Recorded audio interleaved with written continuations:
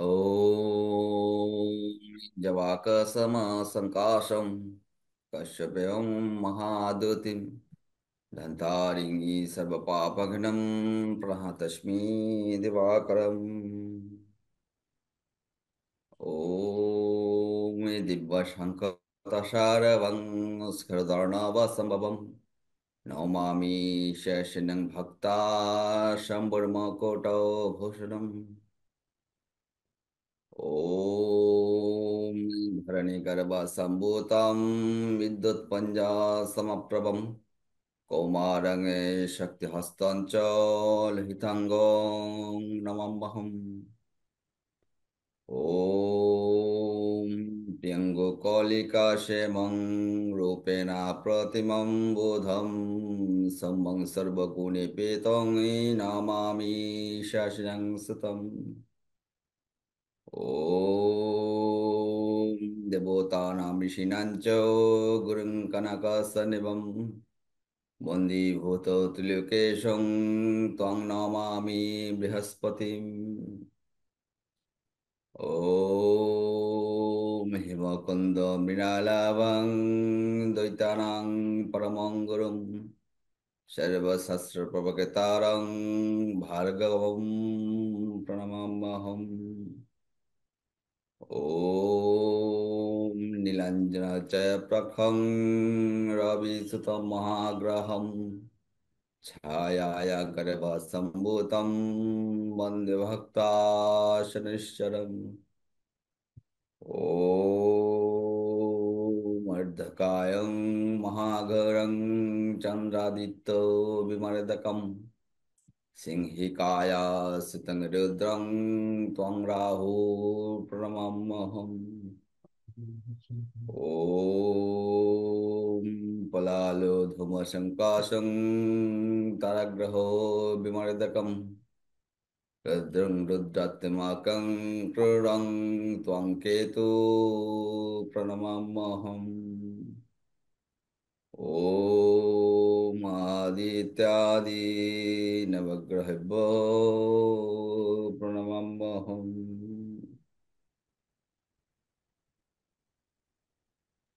তো সনাতন astrological coaching centre online উচ্চতর জ্যোতিষ শিক্ষা ক্লাস নম্বর 9 হবে নাকি? ক্লাস 10 নম্বর স্যার 9। 10 স্যার 10 হবে, 10 10। 10 10। আচ্ছা,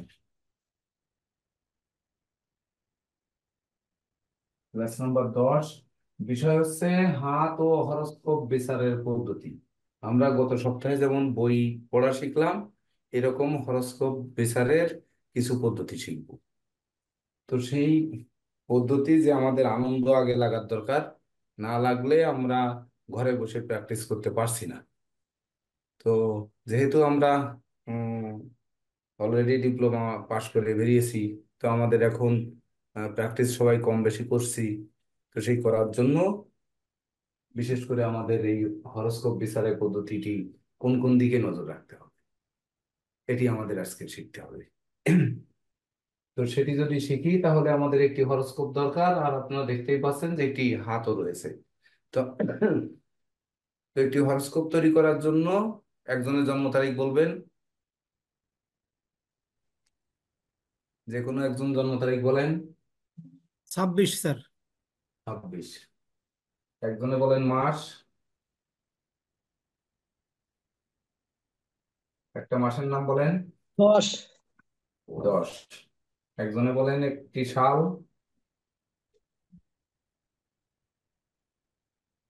2022। 2022। এইবার সময় বলেন একজনে।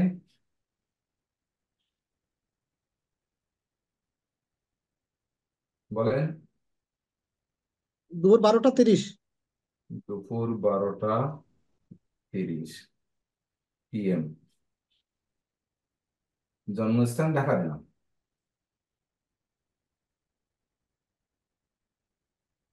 তো হরোস্কোপটি তৈরি করেন। স্যার মকর লগ্ন স্যার। মকর লগ্ন। লগ্নে শনি। লগ্নে শনি। মিনে বৃহস্পতি, বকরি। হ্যাঁ, মেষে রাহু, মেষে রাহু, মিথুনে মঙ্গল,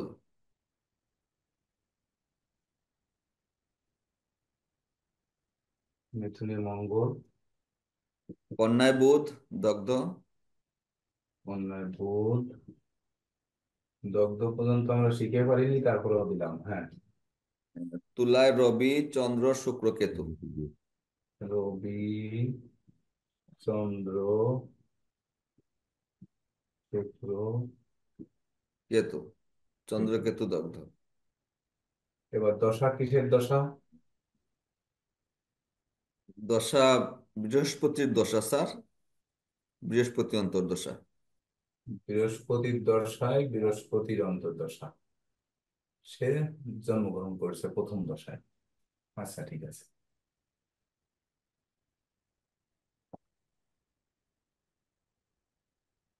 একটু খুব নিগুড় ভাবে নজরদারি করে আমাদের কাছ থেকে বিশেষ করে আদায় করে নিতে হবে কিন্তু আজকে। আপনারা যে যে অবস্থানে জানেন সেই অবস্থায় আপনারা প্রশ্ন করে এটি একেবারে চিরস্থায়ী ভাবে শিখে নিতে হবে।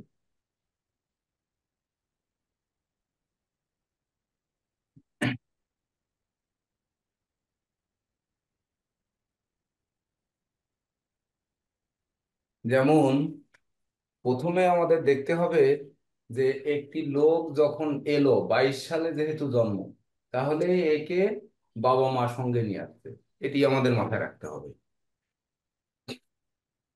তো 22 সালে জন্ম, বাবা মা সঙ্গে নিয়ে আসছে। তো সঙ্গে নিয়ে এসে দেখলো কি, যে অর্থাৎ সে কি জানতে পারে, তার বয়স অনুপাতে ধরেন শিশুবেলায় তার স্বাস্থ্য জানতে পারে। এমনকি শিশুবেলায় তার জানার কিউরিসিটি থাকতে পারে যে আমার সন্তান কোন দিকে পড়াশোনা করবে। আবার এখানে প্রশ্ন থাকতে পারে যে সেই দিকে পড়াশোনা করে কর্ম কোন দিকে পাবে। আবার কর্ম হয়তো পেলো, সেই কর্মে কতটা সফলতা পাবে, কোন বছরে সে মানে কর্মে খুব একটা গোল্ডেন পিরিয়ড যাবে, সেই সময় তারপরে দেখা যাচ্ছে কখন তার বিবাহ হবে, কখন তার সন্তান হবে, সেই সন্তান কটি হবে। তারপরে ধরুন তার জীবনে উম, বিশেষ করে বার্ধক্যের অবস্থা কেমন যাবে, তার দাম্পত্য জীবন কেমন যাবে, এইরকম ধরেন তার কত রকম প্রশ্ন থাকতে পারে। সেই প্রশ্ন একে একে ধরে নিলাম আমরা, 15টি প্রশ্ন মিনিমাম রয়েছে। সেই 15টি প্রশ্নের উত্তর কিন্তু আমাদের বের করতে হবে। 15টি কেন, বেশিও থাকতে পারে। তো যদি বেশি থাকে তাহলে আমরা বেশি বের করব, কম থাকলে কম বের করব, কিন্তু সেই প্রশ্নগুলো সঠিক জায়গায় বের করব। তো সেই সঠিক জায়গা বের করতে গেলে আমাদের কোথায় কোথায় নজর দিতে হবে, যেহেতু আমরা এতগুলো ক্লাস করছি, তো আমাদের সেই নজরের জায়গাগুলো বলতে হবে। আমি সেইগুলো বাম সাইডে নোট করব। বলেন, কে বলবেন?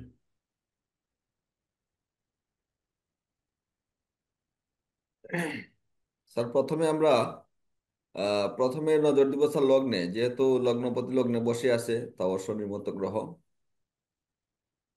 একটি বিষয় আমার একটু বলতে হবে, সেটি হচ্ছে ধরেন ক্লায়েন্টের সামনে কিন্তু বলে লাভ নেই যে লগ্নপতি লগ্নে বসা, তৃতীয় পতি তৃতীয় বকরি আছে, বা চতুর্থে রাহু আছে। এগুলো কিন্তু ক্লায়েন্ট বুঝবে না। ক্লায়েন্ট কি চায়? চায় হচ্ছে তার ফলাদেশ। অর্থাৎ আমাদের ফলাদেশ দিতে কি কি লাগবে, সেই সেই জায়গাগুলো আমাদের নোট করতে হবে। আমরা বই থেকে যেমন বেছে বেছে নোট করেছি যে এই বইটার কোথায় কোথায় পড়বো, ঠিক তদনুরূপ এই ছকটার আমরা কোথায় কোথায় দেখব, কি কি দেখব, সেগুলো থাকবে আমাদের মনে মনে। এইবার পরবর্তীতে যখন ব্যাখ্যা করবেন তখন সেটি ব্যাখ্যা করবেন। আমাদের কি কি দেখার দরকার, তাহলে কিন্তু আমরা পাবো যে আমাদের কোন কোন জায়গা শিখতে হবে, মানে কি কি শিখতে হবে, কি শেখার আম- বাকি রয়েছে। আমাদের এখানে পাপ গ্রহগুলো দেখা যাচ্ছে যে মঙ্গলে আছে এবং ছয়ের ছয়ে অবস্থান করে। মঙ্গল, হুম, চন্দ্র, বৃহস্পতিবার, এই বৃহস্পতি তিনটা হুম, হইলো পাপ, হুম, মকর লগ্ন সাপেক্ষে। হুম। তারপরে এবং শুভ গ্রহ আছে হলো বুধ এবং শুক্র। এবং বৃহস্পতি মারক লক্ষণাক্রান্ত, কারণ আহ, সে ষষ্ঠ ভাবে আছে। হ্যাঁ, বৃহস্পতি হচ্ছে তৃতীয় ভাবে আছে। তৃতীয় আছে। না, বৃহস্পতি না স্যার, মঙ্গল। ও, মঙ্গল, হ্যাঁ। হুম। তাহলে এখানে বৃহস্পতি বৃহস্পতি তৃতীয় ভাবে আছে, এবং ওইটা বৃহস্পতির ঘর, আবার সে রেট্রোগ্রেড অবস্থায় আছে। হুম। তাহলে তো বৃহস্পতির এই এখানে ফল। স্যার জি বলেন। এখানে মেইনলি আপনার প্রথমে প্রাথমিক শিক্ষাটা দেখতে গেলে তো তার আপনার রাহু রয়ে গেছে মঙ্গলের ঘরে। আপনার চতুর্থ স্থান থেকে যেহেতু আমরা প্রাথমিক শিক্ষা বিচার করি, তো সেখান থেকেই তো আপনার ওখানে বাধাটা দেখা যাচ্ছে। জি, দেখা যাচ্ছে। যেমন আমরা সকালে ক্লাসে কি কি দেখলাম, এই সকালে ক্লাসে ধরেন মন ভরে বলতে পারলাম না মাঙ্গলিক দোষের ক্লাসের সময়, যে আমরা বলতে পারলাম না। তো আমরা বয়স অনুপাতে কোনো কিছু বলতে গেলে আমরা কোন বয়সে কি ধরনের প্রশ্ন থাকতে পারে, সেই ধরনের প্রশ্ন আমরা বয়স অনুযায়ী কোথা কোথা থেকে বের করব, সেই পয়েন্টগুলো আগে আমরা লিখি, জি, দেখি আমরা লিখতে পারি কিনা।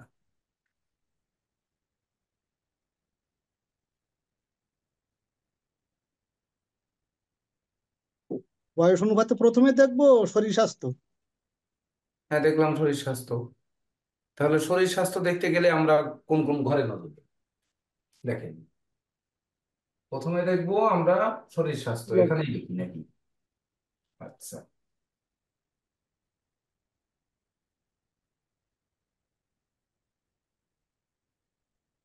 শুধু স্বাস্থ্য লিখি।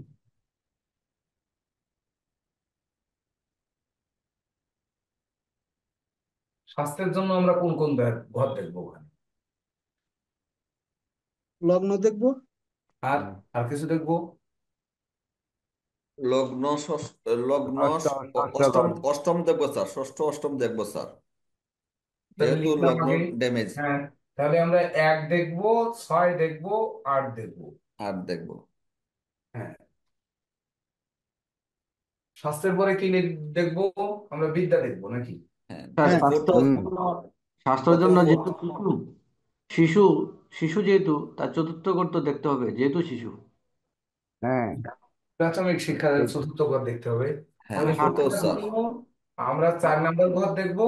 দেখবো। পরবর্তীতে শিক্ষার জন্য সে প্রশ্ন করতে পারে, 5 নম্বরও দেখবে। স্যার, তো এত কিছু বিচার করার আগে আমরা আয়ু দেখে নেবো না? সব তো এর দেখবোই, জন্য আমাদের কোন কোন জায়গায় দেখতে হবে সেটি আগে দেখি। এর আর যেমন জন্যই তো প্রায়োরিটি যেটা তো দিতে চাচ্ছে আর আর কি। 5-এর সাথে কি আর কোনো ঘর দেখবো? বিদ্যা ক্ষেত্রে স্যার নবম ঘর বিদ্যার জন্য দেখতে নাকি হবে। স্যার? নবম নবম দেখতে হবে, ক্ষেত্রে নবম। 9ও দেখবো, 10ও দেখবো, আমি 10 যোগ করলাম। এইবার ধরেন বিদ্যার পরে আমরা কোন দিকে যাব? আমরা কি কর্ম লিখবো? কর্ম, হ্যাঁ, কর্ম স্যার। হ্যাঁ স্যার, কর্ম বিদ্যার পরে অবশ্যই কর্ম। কর্ম লিখতে হবে স্যার। তা লিখলাম কর্ম। কর্মের জন্য কি দেখবো? 10। স্যার 10 দশ। 6 নম্বর। 10। 2-10 স্যার, 2-10, 2-6-10, 2, ছয়ও 6-10 ছয় লাগবে স্যার। স্যার, 2, 6, 10। ঠিক তো? হ্যাঁ স্যার স্যার। 11 দেখবো। 6 আসবে কেন? স্যার 11 দেখবো সাথে। ঠিক করে বলেন, 6 আসবে? 6 দেখবো কেন নীরজদা? স্যার ছয় আসবে না, ছয় আসবে। ছয় স্যার, এই স্যার যেহেতু কর্ম নির্দেশ করে স্যার, হ্যাঁ, চাকরি নির্দেশ করে 6 হাউস স্যার, ষষ্ঠ ঘর, এখানে সিক্স হাউস দৈনন্দিন কর্ম। প্রতিযোগিতাকে নির্দেশ করে, প্রতিযোগিতা তো চাকরির ক্ষেত্রে বা কর্মের ক্ষেত্রে তো প্রতিযোগিতা বিদ্যমান। চাকরিও নির্দেশ করে। হ্যাঁ, সেখানে সে প্রতিযোগিতায় জয়লাভ করবে হ্যাঁ, কিনা চাকরি দুই প্রতিযোগিতায়। দুই নির্দেশ করে আপনার নির্দিষ্ট আয়, আপনার মান্থলি আয় থাকবে কিনা। তো সেইখানে চাকরির আপনি প্রতিযোগিতায় আপনার এখানে মান্থলি আসবে। প্রাপ্তির ক্ষেত্রে 6-11 লিখতে পারেন যে আমি চাকরি পাবো কি পাবো না, কিন্তু কর্মের ক্ষেত্রে 2-10-11 লিখলেও হয়। দেখেন, আমি যেটা কারেকশন করতেছি সেটা দেখেন। আচ্ছা স্যার। ঠিক, 2-10-11। আর আমরা পাবো কি পাবো না সেটা 6-11। আচ্ছা, 6-11-র সঙ্গে এখানে কিন্তু আমাদের 7কে যোগ করতে হবে। 7-11, কারণ আমি ওই প্রেম পাবো কিনা, বউ পাবো কিনা বা স্বামী পাবো কিনা, এগুলোও কিন্তু প্রশ্ন থাকে। প্রাপ্তি, এইবার তারপর হচ্ছে স্যার এটা বলা সংসার। যায় না যে চাকরির দিকে যাবে ও নাকি ব্যবসার দিকে যাবে সাথের জন্য? ওই তো কর্মের ভিতর তো সেই সাবজেক্ট চলে আসবে তখন। হ্যাঁ, এই যে সাতের জন্যই বললাম কথাটা। এইবার কর্মের পরে আমরা কি লিখবো? তো স্যার আমি বিবাহ। এখানে একটা কথা বলতে চাচ্ছি স্যার। বলেন। তো স্যার মানে ভুল মানজনীয় স্যার, মানে কর্মের আগে আমরা যদি মানে শিশুটির মানে একটু আয়ুষ্কালটা একটু মানে আমরা দেখতাম, সেটা তো কিন্তু দেখবোই দেখা যাচ্ছে আমরা। মানে আমরা আমাদের এই স্যার জন্য প্রশ্নগুলো বের করে দেখেন আমরা, যে কোন জায়গায় গুরুত্ব, আমরা কোন জায়গায় পিছনে পড়ে আছি স্যার সেটা দেখানোর জন্য আপনারা কেন সেই পথে আগাচ্ছেন না, এই জন্য ক্লাসটা এইভাবে আছে। মানে স্যার আমি বলতে চাচ্ছি এটাই মানে দেখা যাচ্ছে যে মানে শিশুটির মানে আয়ুষ্কাল না আনুমানিক 15 বছর, কিন্তু আমরা যদি এর আগে আমরা যদি ওনার কর্মটা মানে ইসনা দিই তে আপনার ছেলে 25 বছরের মধ্যে এরকম হতে পারে বা এরকম এই কর্মে যেতে পারে, কিন্তু দেখা যাচ্ছে ক্যালকুলেশনের মাধ্যমে দেখা যাচ্ছে আয়ুটা 25 বছর। কিন্তু সেক্ষেত্রে কিন্তু আমাদের মানে বিবেচনার বা বিবেক দিয়ে বলে কিন্তু কর্মের নিশানা না দেওয়াই ভালো আগে। আমিও কর্ম কিন্তু তো আগে এই দেওয়া হয়নি। পয়েন্টগুলো লিখে শেষে আমরা বলতে চাচ্ছি যে আমরা যে কোন কোন জায়গা আমাদের শিখতে বাকি রয়েছে সেই জায়গাগুলো খুঁজে বের করার জন্যই কিন্তু এটা করতেছি। জি স্যার, অবশ্যই স্যার। খুঁজে বের করতেছি কিন্তু এই জন্য। কর্মের পর বিবাহ। আচ্ছা, লিখলাম। কর্ম লিখেছি, প্রাপ্তি লিখেছি, এবার বিবাহ। আদব স্যার। হ্যাঁ দাও। স্যার বিবাহ বিবাহ লাগলে হলো সন্তানও 4 লাগতে হবে সাত। স্যার, সন্তান। 4 7। বিবাহের পরে সন্তান। হুম। এবার সন্তান। আগে লিখতে দিন স্যারকে, আগে পরে কোনটা পরবর্তীতে নির্ধারণ করা যাবে। স্যার আগে লিখুক, আমরা সেটা বলুন। সন্তানের জন্য কোনটা লিখবেন? তৃতীয়, একেবারে প্রথম তৃতীয় ঘর। হ্যাঁ, আমার সর্বপ্রথম আমি যেটা জানি তৃতীয় ঘর লাগে সন্তানের জন্য। আর কারণ কোন আর সন্তান, কেউ লাগে না? হ্যাঁ লাগে চতুর্থ, স্যার। পঞ্চম। হ্যাঁ, লাগে। যদি যাদের আমাদের সন্তান হয় না তাদের তো তৃতীয় পঞ্চম। ঘরে সমস্যা থাকে, তো সন্তান হয় না। 2 4 5 লিখলাম। তারপরে স্যার এটা ফিমেল চার্ট হয় স্যার, তাইলে তো আরেকটা ঘর বেড়ে যাবে। হ্যাঁ, কি হলে? মেল মানে মেয়ের চার্ট হলে স্যার, হইলে তো স্যার আরেকটা ঘর বেড়ে যাবে হ্যাঁ, সন্তানের বাড়িয়ে জন্য। দেন সেটা। 6 স্যার। স্যার 6 নম্বর লিখে দিন স্যার। হ্যাঁ, 6 ছয় নাম্বার নম্বর তো স্যার। স্যার গর্ভধারণ স্যার, মেয়ের গর্ভধারণ স্যার। এই 6। হ্যাঁ, এবার তারপরে আমরা কি দেখবো?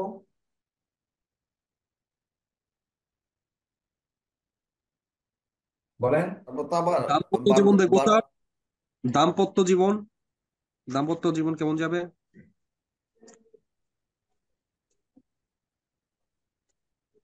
দেখলাম। এর ক্ষেত্রে কোন ঘর দেখবো? তাহলে তো 7 4 4 দেখবো স্যার। 7 সেভেন দেখবো। Seven house. 4 7 বিবাহ আর কি? দাম্পত্য তো 4 একই সাথে আসবে। বিবাহ দাম্পত্য একই সাথে আসবে। ওই যে তার বিবাহ মানে 4 7 লিখে দিলাম। হ্যাঁ, হ্যাঁ, আর কিছু? আর কি জানবো? 11 7 8 9 10 11। স্যার 11 কি দে- সাথে দে- সাথে দেওয়া যাবে দে- স্যার? দে- 4 7 11 সাথে সাথে 11 যাবে স্যার? এটা প্রশ্ন।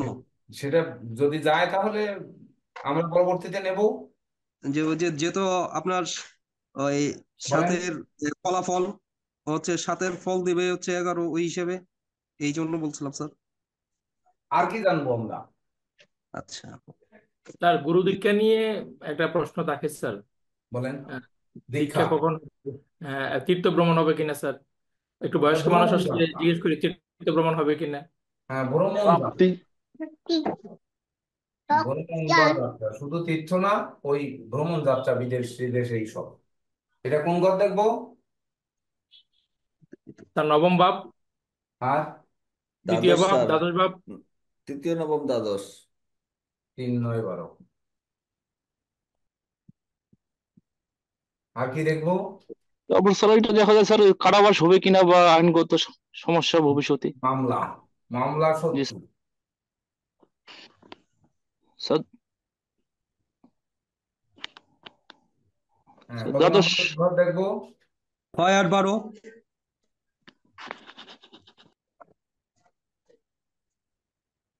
আর কি দেখবো? আর আর 4 দেখবো স্যার, সাথে সাথে 6 এর আগে 4 দেখবো স্যার। 4 6 8 12। তারও যুক্ত করব। জি স্যার। করলাম। 4 6 8 12। 4 6 8 12। জি স্যার। 4 যুক্ত হবে কেন এখানে? আর কিছু লাগবে? 4 মানে আশ্রয়, আশ্রয়স্থল। আচ্ছা বলেন, বলেন পরে প্রাপ্তি কারেক্ট প্রাপ্তি স্যার। প্রাপ্তি আগে হয়ে গেছে। হয়ে গেছে। আর কি, আর কি জানবো আমরা? বন্ধু বান্ধব লিখতে পারেন স্যার, স্যার বন্ধু গৃহ বান্ধব সুখ, লিখতে অর্থ পারেন। সম্পদ। স্যার অর্থ মানুষের সম্পদ সাথে তার সম্পত্তি। যোগাযোগটা, ইন্টারাকশনটা কেমন থাকবে স্যার? মানুষ আচ্ছা তাকে ওগুলো কতটা ভালো জানবে সবই বা চলে আসবে। তাকে। শোনেন, এইবার সবই চলে আসবে। অর্থ সম্পদ সম্পত্তি, এটা 2 9 10 11 দেখবো, তাই তো? হ্যাঁ, 2 9 10 11, হ্যাঁ।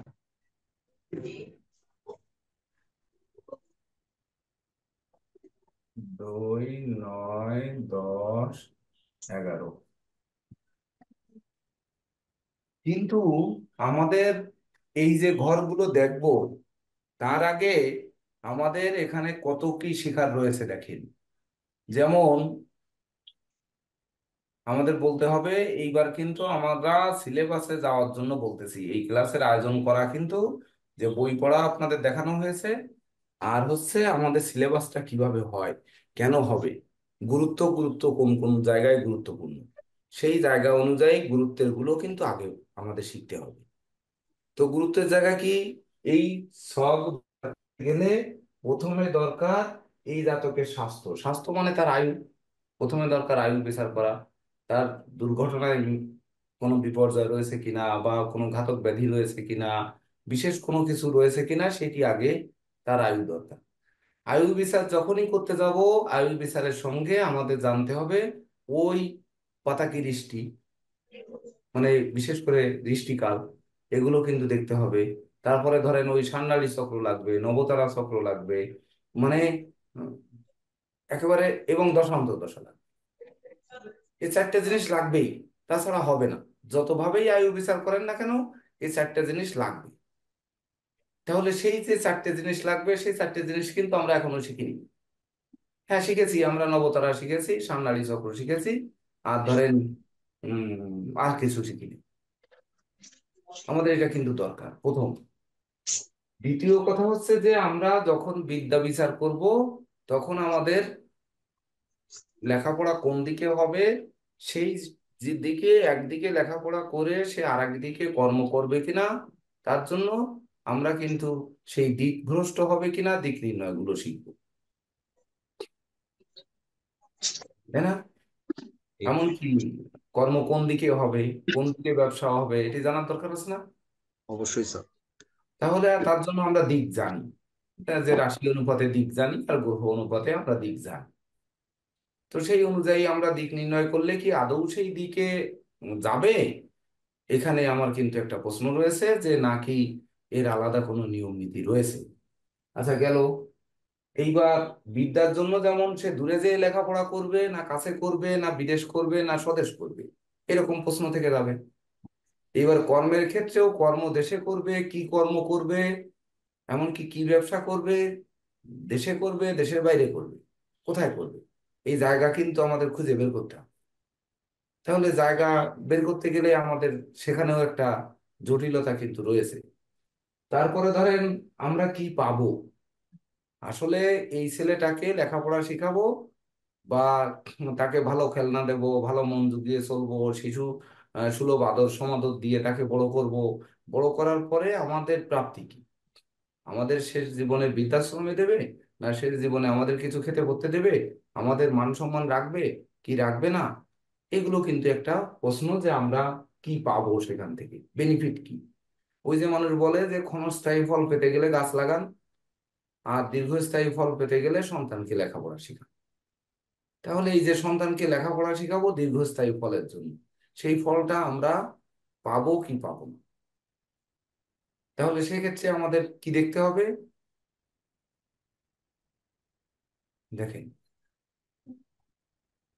কেউ বলতে স্যার পারবে? প্রাপ্তির ক্ষেত্রে হচ্ছে কি স্যার, আমি যেটা মনে হয় যে প্রথমে আমরা একাদশ ভাবকে গুরুত্ব দেব, তারপরে যে জিনিসটা আমরা প্রাপ্ত করতে যাই বা প্রশ্ন যেটা সৃষ্টি হবে স্যার, সন্তান হলে পঞ্চম ভাব, অর্থ হলে দ্বিতীয় ভাব, উম, যশ সম্মান হলে পঞ্চম ভাব, তারপরে কর্মক্ষেত্র হলে দশম ভাব, সামাজিক ক্ষেত্র হলে দশম ভাব, দৈনন্দিন কর্ম বা শ্রমিক শ্রেণীর কর্ম হলে ষষ্ঠ ভাব, বিবাহ সম্পর্কিত প্রাপ্তি সপ্তম ভাব।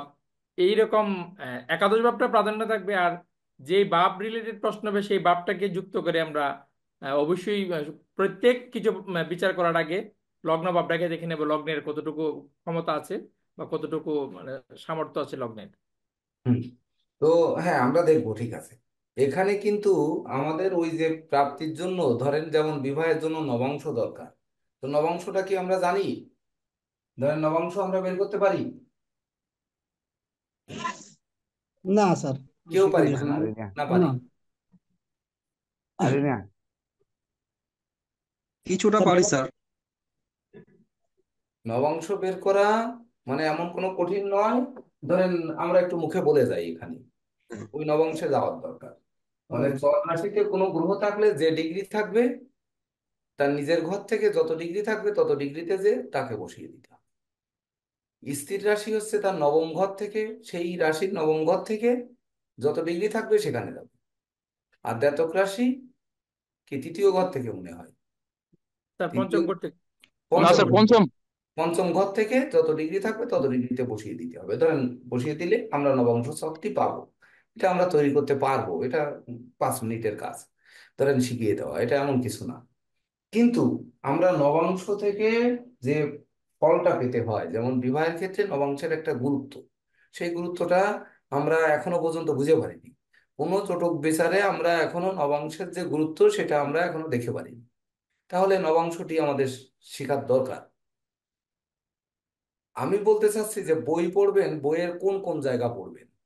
যেমন ধরেন, তাহলে আমাদের দ্রুত হরোস্কোপ বিচার করতে গেলে নবাংশটা শেখার দরকার। দশা বিচারটা আমরা কিছুটা শিখেছি, কিছুটা শিখেছি যে হ্যাঁ, দশা অন্তর্দশা বিচার শিখেছি। তাছাড়া পতাকা চক্র বিচারও আমরা শিখেছি, শিখেছি না? শিখেছি। তো উম, ধরেন আমরা ধাপে ধাপে বাকিগুলো হরোস্কোপ দিয়ে আমরা বিচার করলাম। এইবার কথা হচ্ছে, আমাদের কাছে আজকের ক্লাসটা কেন গুরুত্বপূর্ণ, যে আমরা যাতে ঘরে বসে কিছু রিসার্চ করতে পারি, আমরা সেই অনুযায়ী আগাতে পারি। আমরা গত সপ্তাহে বই পড়া শিখলাম, তাহলে আজকে আমরা হরোস্কোপের রিসার্চ শিখবো। তাহলে আমাদের এখানে নবাংশের জন্য বেঁধে গেলাম। এমনকি যদি রিভিশন দেওয়া লাগে, আমাদের ওই পতাকি চক্রে রিভিশন দিয়ে আসবো। এমনকি ওই নবতারা চক্রে আমরা আবার রিভিশন দেব, সান্নাড়ি চক্রে রিভিশন দেব। দিয়ে আমরা আয়ু বিচারের জায়গায় যাব, আয়ু বিচারটা শিখতে হবে। আমরা শুধু নক্ষত্র দিয়ে শিখেছি, বাকিগুলো শিখিনি। তাহলে বাকিগুলো আমাদের খুব দ্রুত শিখে নিতে হবে। শিখে নেওয়ার পরে আমাদের দেখতে হবে যে সব শিখলাম, এইবার কি হলো, তার জন্ম তারিখটাই নেই। এবার তাহলে কি হবে? এমন একজন লোক আসছেন, ধরেন এখানে প্রায় 90% কিন্তু জ্যোতিষ করছেন আজকের দিনের ক্লাসে। তো ধরেন এই জন্ম ছকটিই নেই, তো না থাকলে শুধু হাতটি আছে। তো সেই হাতটি নিয়ে আমরা কিভাবে আগাবো? এই আগানোর জন্য আমরা যে অতীতে যে ক্লাসগুলো করেছি, ধরেন আমরা হয়তো হাত দেখা শিখেছি, এখানে শুক্র এই এই রেখা থাকলে এই হয়, বৃদ্ধাঙ্গুলি এই থাকলে এই হয়, এই আঙ্গুলে এরকম থাকলে এই হয়, বা বই পড়ে আমরা কিছু কিছু জায়গায় শিখেছি। তো আমরা স্রোতকে নিবারণ করা শিখিনি। যেমন দেখুন, ভালো করে একটু ভাবুন যে সকালের ক্লাসে আমরা যখন বললাম যে আমাদের ধরেন এই মঙ্গল, ষষ্ঠে মঙ্গল বসে আছে।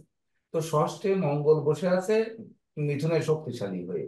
ষষ্ঠপতি বুধ কোথায়? ষষ্ঠ ভাব দেখতে গেলে ষষ্ঠপতি বুধকে দেখতে হচ্ছে। ষষ্ঠপতি বুধ কোথায়? ভাগ্যভাবে বসে আছে। তাহলে ভাগ্যভাবে বসে মঙ্গলের চতুর্থ দৃষ্টি ফেলেছে। তাহলে এই ভাগ্যভাবের সাথে একটা কানেকশন তৈরি হয়ে গেছে। আবার ভাগ্যভাবে কি হয়েছে? বৃহস্পতি নিজ গৃহে থেকে সে আবার দৃষ্টি দিয়েছে। মানে কত পেঁচাতে হচ্ছে দেখেন।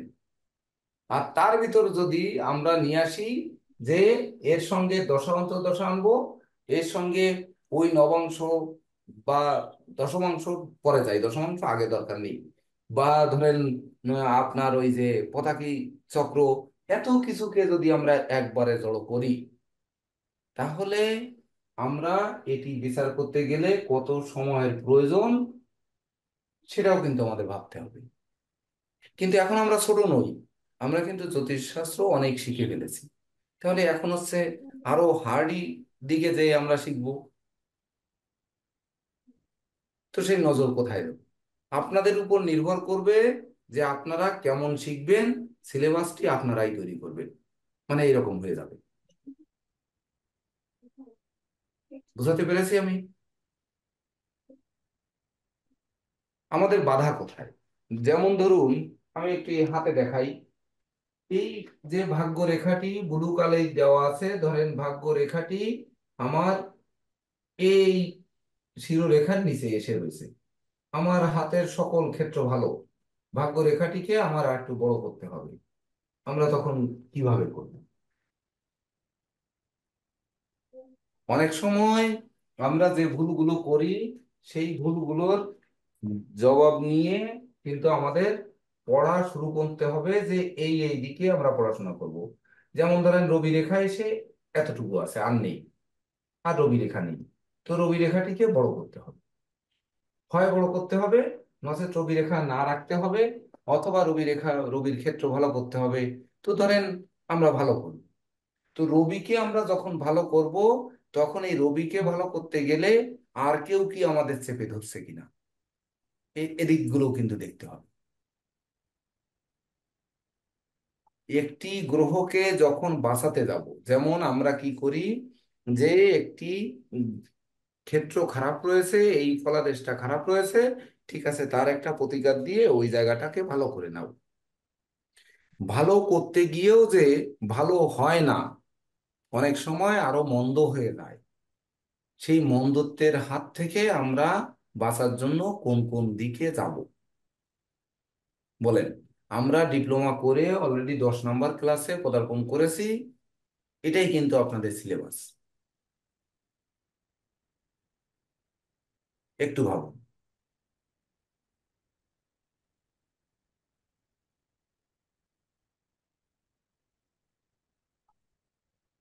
ধরেন আপনার বামেস্ট্রি বই কিনেছেন, গত 15 দিন আগে ক্লাস হয়েছে, মানে ধরেন বামেস্ট্রি ধরে নিলাম বই কিনেছেন, এমনকি ধরে নিলাম আপনারা অ্যাস্ট্রোলজির অনেক বই কিনেছেন এবং পড়ার সিস্টেমও বুঝেছেন।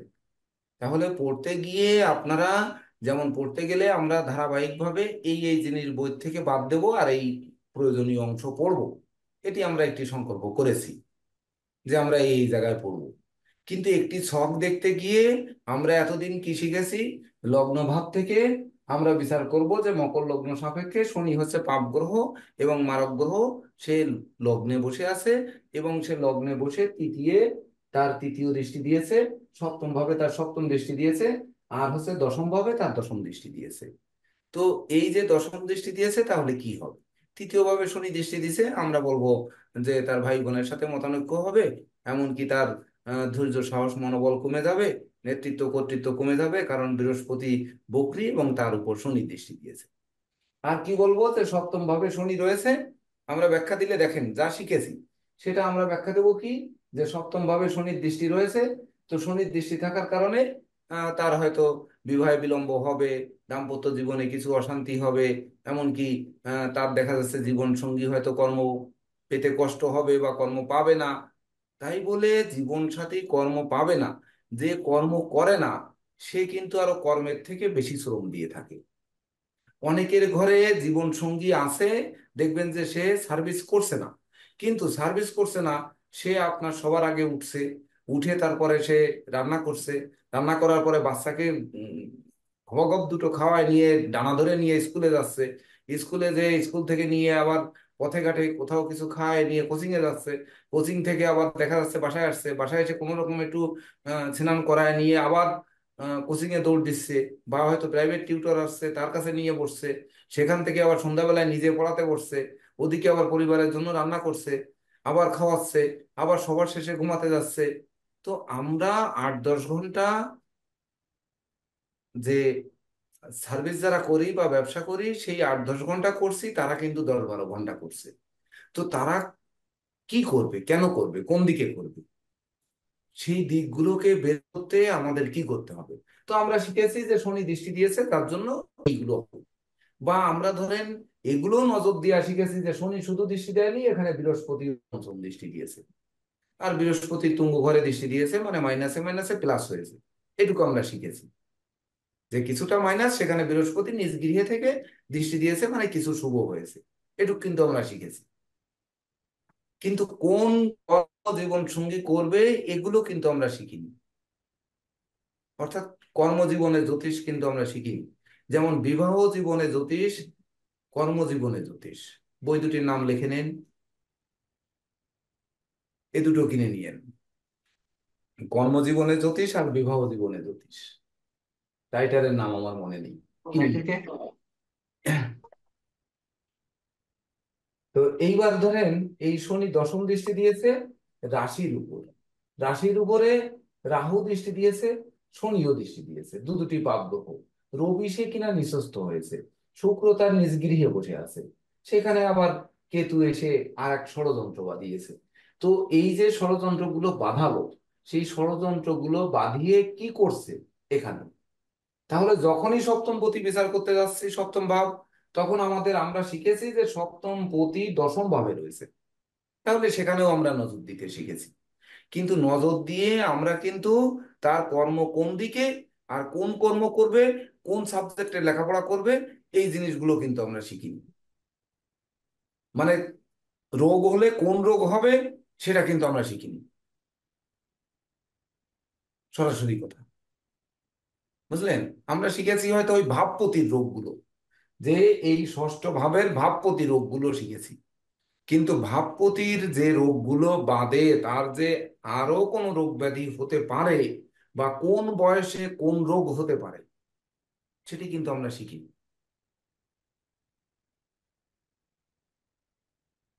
তাহলে এবার ভাবেন এবং সিলেবাস তৈরি করেন আপনাদের কি কি দরকার। যেমন আরো একটু সহজ করে দিই আপনাদের, খুব মানে সবাই শান্ত হয়ে গেছেন যেন কি। এইবার ধরেন ওই যেমন হাতের রেখা যেমন দেখাচ্ছিলাম, ধরেন একটি রেখা আমার রাহু রেখা থেকে এসে ছেদ করে দিয়েছে আয়ু রেখা, ছেদ করে সে কি করেছে, কেতুর ক্ষেত্রে আসছে।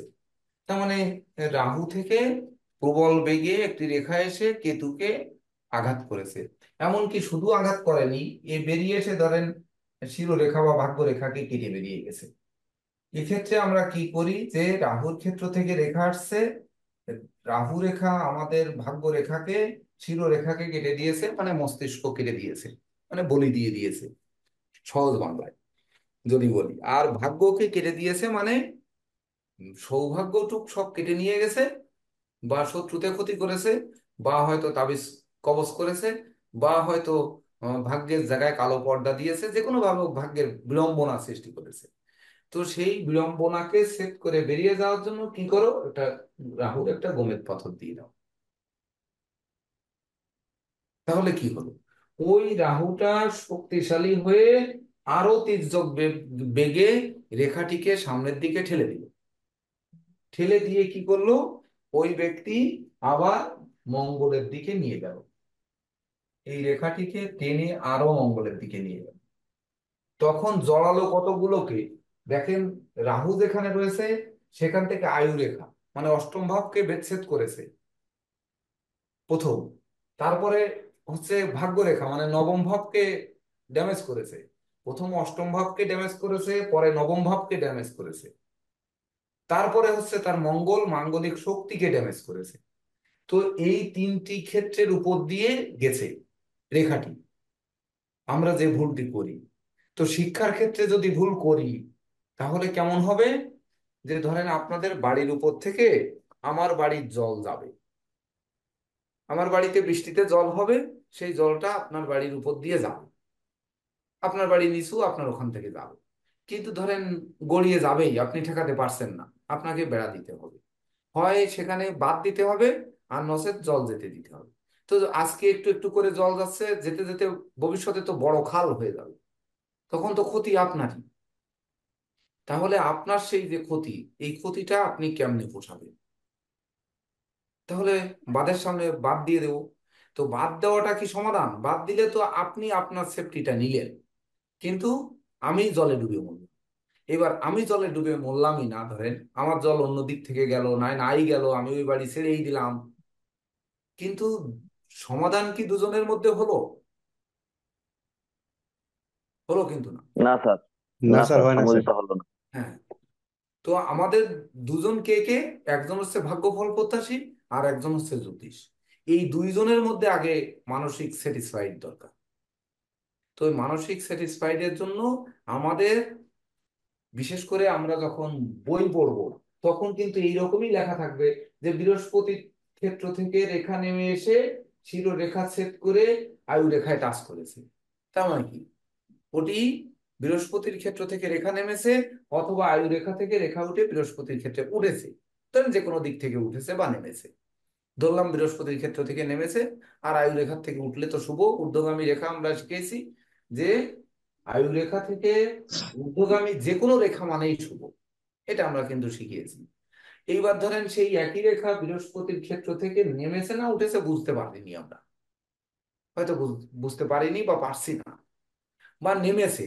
ধরেন গ্রন্থ আমরা কিনেছি, তাতে লেখাও আছে যে বৃহস্পতির ক্ষেত্র থেকে রেখা নেমে শিরোরেখা সেট করে যদি আয়ু রেখায় টাচ করে, তাহলে এই জিনিসটা হবে। তাহলে বৃহস্পতি ক্ষেত্র থেকে রেখা বেরিয়ে শিরোরেখা ভেদ করে আয়ু রেখায় কেটে দিল। তার মানে কি, বৃহস্পতি যে লগ্ন সাপেক্ষে মারক, সেই মারক সে মস্তিষ্ককে মারলো। মস্তিষ্ক মারলো মানে শিরোরেখা মস্তিষ্ক রেখা, তাহলে মস্তিষ্ককে আঘাত করলো। দ্বিতীয় হচ্ছে আয়ু রেখা, মানে আমরা সাধারণত আয়ু মানে অষ্টম ভাব দেখি। তো অষ্টম কেন আয়ুর জন্য আমরা এখানে কি দেখেছি? আমরা কি আয়ুর জন্য কোনো পয়েন্ট লিখেছি? লিখিনি। কেন লিখিনি?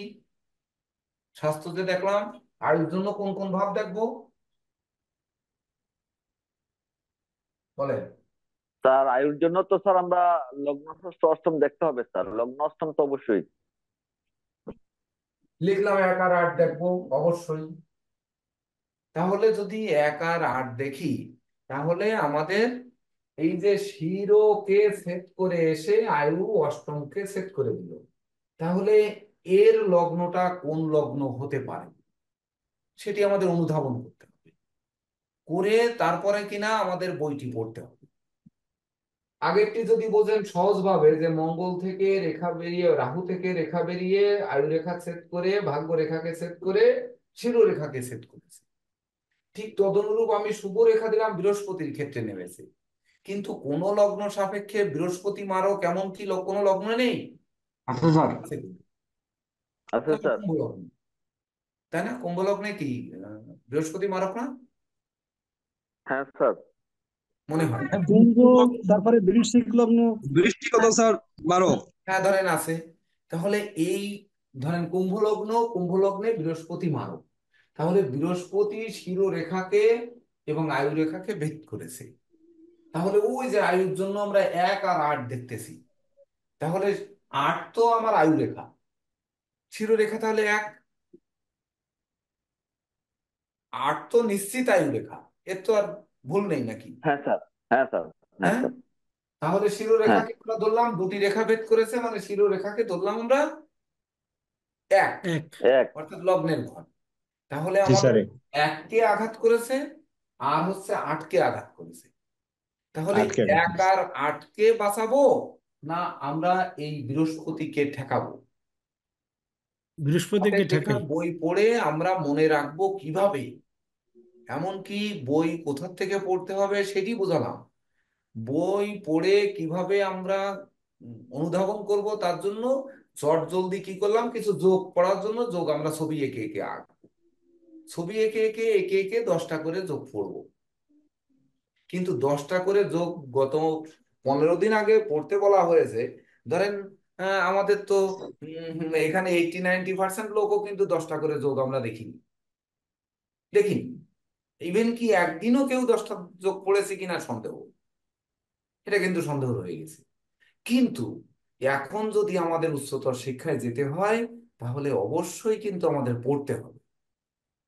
তো এইবার যখন পড়বো তখন আমরা পড়ে কতটা শিখবো? আমরা কি ভাষা ভাষা শিখবো না ভিতরের দিকে যাব? আমাদের সিলেবাসটা কেমন হওয়া উচিত?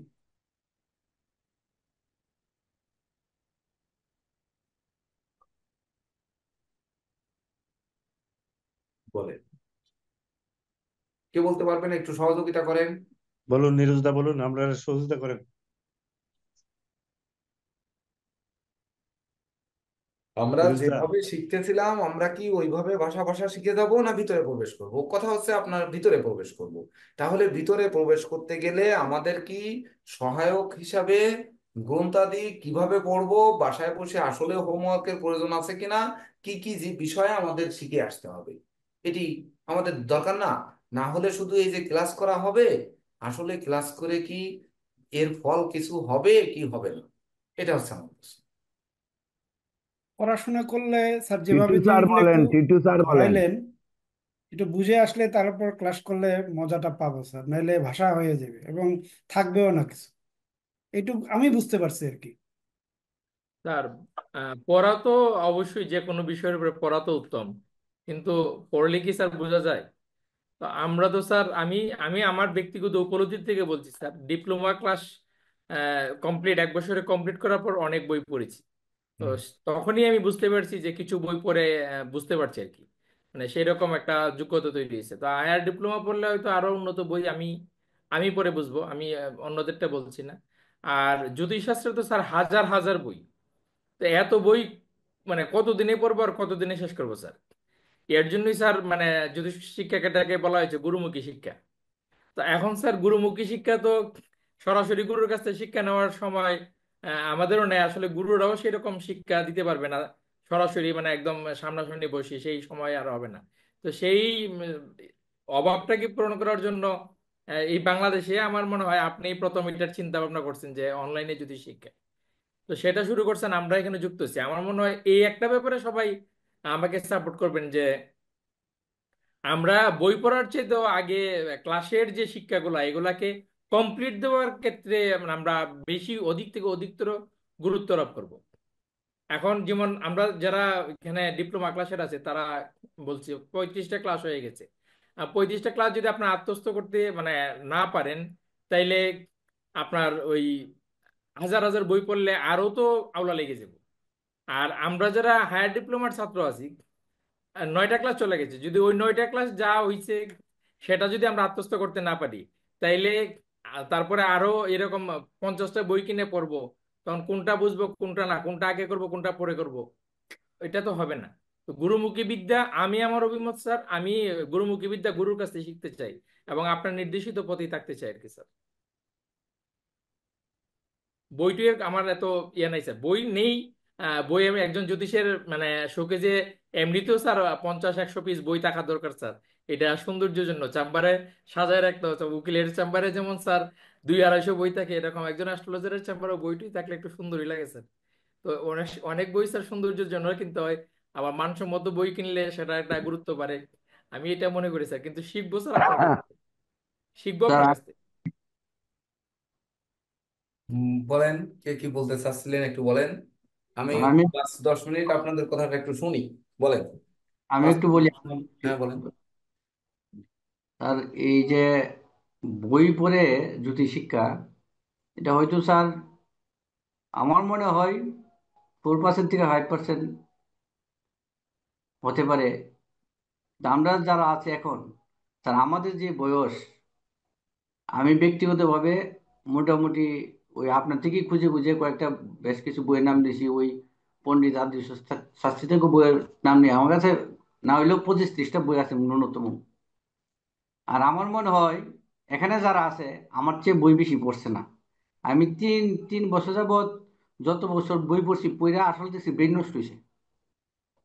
ওই যে একটা যদি সমীকরণের একটা দশান্ত দশা বুঝাইলেন, যে রবি দশান্ত দশাতে একটা যে বুঝাইলেন, তা আমি প্রথম প্রথম বই পড়ছি, পড়া তো যখন দেখছি প্র্যাকটিক্যালি আপনার সাথে ক্লাস করলাম, এই যে বই বন্ধ করলাম স্যার, আমার দ্বারা দেখছি আর এই বয়সে মানে যারা এখানে তো বেশিরভাগ বই বয়স বেশি মানুষরাই টানুষরাই শিবু বাবু টাবু তারা একটু বয়স কম আছে, তারা হয়তো বই পড়ে বেশি অ্যাডভান্স হতে পারবে। কিন্তু আমাদের মতো যারা বয়সের স্যার, আমি নিজেও ভুক্তভোগী, বই পড়ে জ্যোতিষ শিক্ষা কখনোই সম্ভব না। অনেক জানি। এটা একটা লাইন আর 10 বার পড়লাম, আর আমি যদি স্যার একবার আপনার থেকে শুনি, বেশি মনে থাকে, বেশি বুঝি। এইটাও স্যার আমার প্রথম বক্তব্য। এটার একটা কারণ আছে, যে আপনার থেকে আমি কেন বেশি বুঝি, বা এটা ভগবান। আরো কেউ কিছু বলেন দেখি, একটু তথ্য নিয়ে নিই, তারপরে আমরা পুরোটাই ক্লাসের লাস্ট উপর দিয়ে নির্ভর করব নাকি আমরা কিছু সহযোগিতা নেব, বলেন। লাস্ট স্যার আমার একটা মানে যেটা মন্তব্য স্যার, লাস্ট মন্তব্য স্যার, আমি ব্যক্তিগতভাবে ছোটবেলা ছাত্র পড়াইছি। হ্যাঁ, 8 9 10 আমি ছাত্র পড়াইছি। তা আমি এতটুকু বুঝি, একটা স্টুডেন্টকে তৈরি করতে হলে শিক্ষক ঠিক ভালো বুঝে তার কোন জায়গায় দুর্বলতা, তার কিভাবে তৈরি করতে হবে। এই জায়গা স্যার গুরু কৃপাই কেবলম স্যার, আপনার নির্দেশ মতোই আমরা পড়াশোনা করব। আর যদি বলেন কিছু কিছু ক্ষেত্রে একটু গাইড লন ওই বইগুলি, সবগুলি তো স্যার আপনি সময় দিতে পারবেন না। তো তখন স্যার কিছু কিছু বইয়ের একটু কিছু মুখস্থ একটু বই রাখবো। কিন্তু প্রতিটা পদক্ষেপ স্যার যেভাবে বলবেন আমরা এইভাবেই পড়লে মনে হয় ভালো অ্যাডভান্স হতে পারবো। কারণ একটা শিক্ষক ঠিক বুঝে তাদের ছাত্রদের কিভাবে তৈরি করতে হবে। আমরা আমি স্যার এই জায়গাতে আমার বক্তব্য বিশ্বাস করলাম। ও স্যার, আমি একটু বলতে চাই, টিটু স্যার, আমি হ্যাঁ একটু বলুন। বলতে চাই। হ্যাঁ বলুন, স্বপনদা বলুন। হ্যাঁ, ওই নরেন্দ্রনাথ পাগল তো আপনার জ্ঞান অধিকার করে পাগলের হয়ে বই লিখেছেন। টিটু স্যার যেটা বলছেন এটা সত্যি কথা। আমাদের যাদের বয়স হয়ে গেছে, এখন আমরা যদি এত ডিপে বা গভীরে বই পড়া আরম্ভ করি, তো বই পড়তে পড়তে আমরা রাস্তার পাগল হয়ে যাব, আর ওই জ্ঞানের পাগল হতে পারবো না।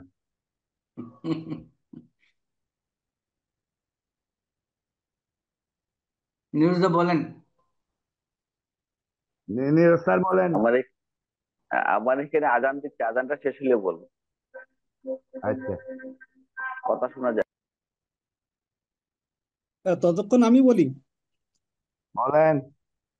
হ্যাঁ, স্যার এখানে বিষয়টা হচ্ছে যে আমি আমি আমার কথাই বলছি, যে একটা বিষয় নিয়ে যদি পড়তে বসি, তো এই 2 3 4 লাইন এই পড়লাম, পড়ার পরে হয়তো 2 ঘন্টা ব্রেক বা একদিনের জন্য ব্রেক হয়ে গেল, ওইটা আর মাথার ভিতরে আসে না, আবার শুরু করলে গোড়ার থেকে আসে। কিন্তু ক্লাসে আপনি যেভাবে দেখান, সেক্ষেত্রে হয় কি যে টোটাল একটা অধ্যায় হয়তো শেষ হয়ে যায়, এবং এটা সবচেয়ে শুনিয়ে এবং যে বোর্ডে যেগুলো দেখিয়ে দেন, সব মিলিয়ে খুব সহজেই আমার কাছে বোধগম্য হয়, এবং আমি সেটা সহজেই বুঝতে পারি বা আয়ত্ত করতে পারি। এর পরে যে যদি বইয়ে দেখি যে কিছু কিছু অংশ তখন আমার কাছে সহজ হয় বা সহজ হয়ে যায়। এটা আমি আমার এই শিক্ষকতা জীবনেও দেখেছি, যে কোনো একটা বিষয়ের উপরে যখন টিচার বা লেকচারার লেকচার দেন, দিয়ে ওই বিষয়টাকে যখন ক্লিয়ার করে দেন, তখন স্টুডেন্টের কাছে খুব সহজ হয়ে যায় যে এটা ধরে নেওয়াটা, এবং তারপরে যদি বইটাতে হাত দেওয়া হয় খুব সহজেই সেটাকে আয়ত্ত করা যায়। এবং সেটা আমি আমার ব্যক্তিগত অভিজ্ঞতায়ও দেখেছি, বা আমার পড়াশুনো লাইফে বা এখন এসে অ্যাস্ট্রোলজি শিখতে যেও সেটা একইভাবে দেখলাম, যে আপনি যখন কোনো একটা বিষয়ের উপরে আহ, দেখান বা বিষয়গুলো যখন আমাদের সাথে শেয়ার করেন, আমাদের শিখিয়ে দেন, তো এটা দেখার পরে যে যখন বইটা পড়ি তখন খুব সহজেই আয়ত্ত করতে পারি। তাছাড়া এমনি বইটা আলাদাভাবে ধরলে একটা বিষয় যে আগামী দিন হবে, এটা তো আমরা বুঝবো না, বা এখানে অনেক কিছু বোঝার বাকি থাকে। এমন কিছু জায়গা থাকে যেখানে বোঝাই যায় না, বিষয়টা আয়ত্তই করা যায় না। তবে আমার মনে হয় যে আগে ক্লাসটা হোক, হওয়ার পরে আমরা ওই বিষয়টা।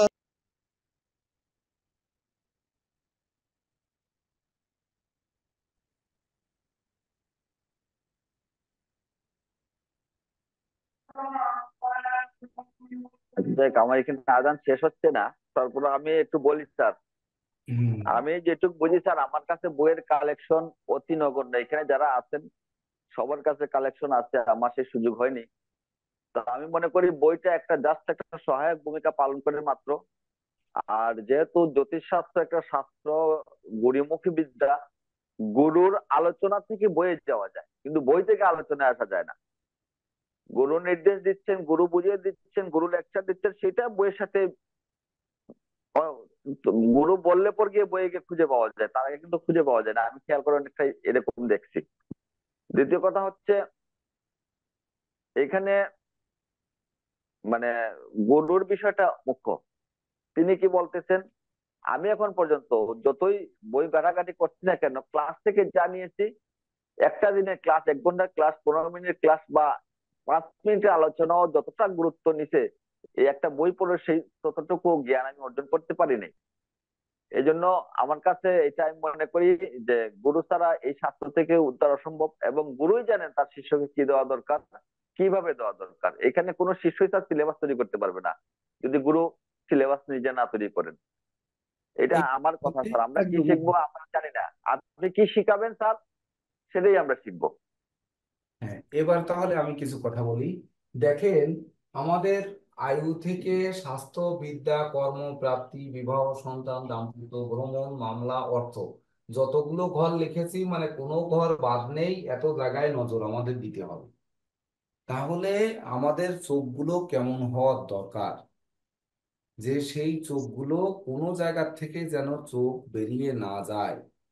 তো সেই চোখ যাতে বেরিয়ে না যায় তার জন্য আমাদের সহজ যে জিনিসগুলো, যেগুলো আগে ক্লাস হয়েছে, সেইগুলো আমাদেরকে কিন্তু একটু রিভিশন দিয়ে আসতে হবে। কি দিয়ে আসতে হবে? যে আমাদের ওই, যদিও সামনালী চক্রটা সকালে হচ্ছিল কিন্তু এটা বোঝানো হয়নি।